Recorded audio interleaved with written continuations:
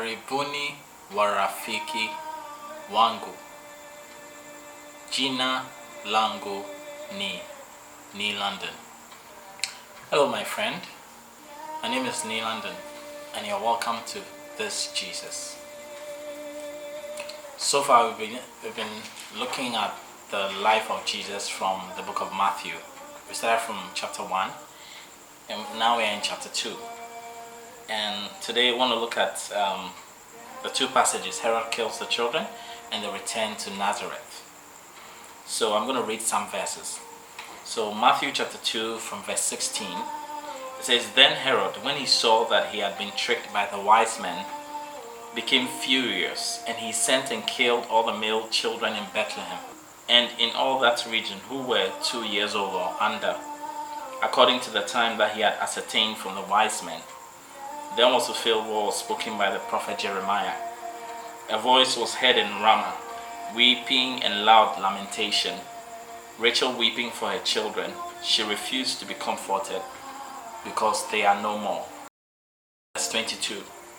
But when he heard that Archelaus was reigning over Judea in place of his father Herod, he was afraid to go there, and being warned in a dream, he withdrew to the district of Galilee. And he went and lived in a city called Nazareth, so that what was spoken by the prophets might be fulfilled, that he would be called a Nazarene, referring to Jesus. So there are a few things we can see here. Because of Herod's insecurity, he ordered children 2 years and under to be killed, which was a very evil thing to do.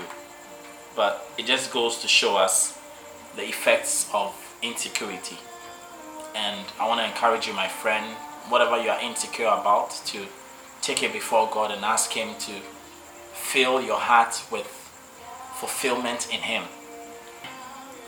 Ramah and Rachel were made mention of. Ramah was mentioned as a place, and Rachel was made mention of as a person. Now, what is Ramah? Ramah is a place of departure. Okay, when you check in the Old Testament, in Jeremiah chapter 40, slaves who were taken from Israel into Babylon were kept in Ramah.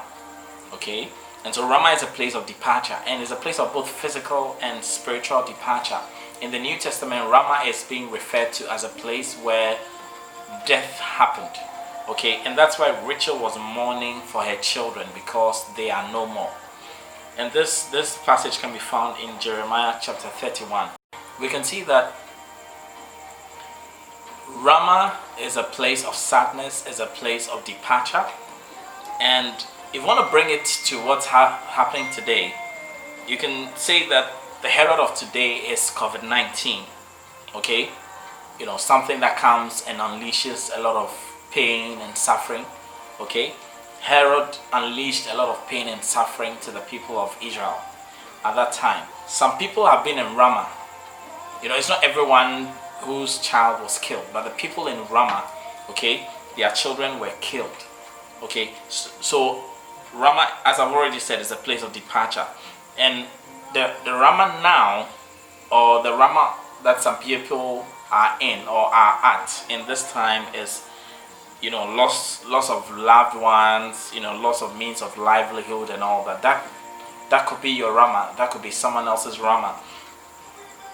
But then you realize that in this passage, God instructed Joseph and his family to move to Egypt. Okay, so they escaped this, killing of innocent children. Okay, and during this time of COVID-19, some people actually have escaped, the difficult economic times. Actually, some people are doing quite well, and others are just okay. They are not facing the effect of it as much as others are facing. But when you read Jeremiah chapter 31:15, where it says, Thus says the Lord, a voice is heard in Ramah, lamentation and bitter weeping. Rachel is weeping for her children. She refuses to be comforted for her children, because they are no more. Then he continues, Thus says the Lord, keep your voice from weeping and your eyes from tears, for there is a reward for your work, declares the Lord, and they shall come back from the land of the enemy. My friend, I want to encourage you, keep your voice from weeping and your eyes from tears. That says the Lord. So even though you are in your Ramah at this point in time, even though you are facing the effect and the brunt of this coronavirus, that says the Lord, keep your voice from weeping and your eyes from tears.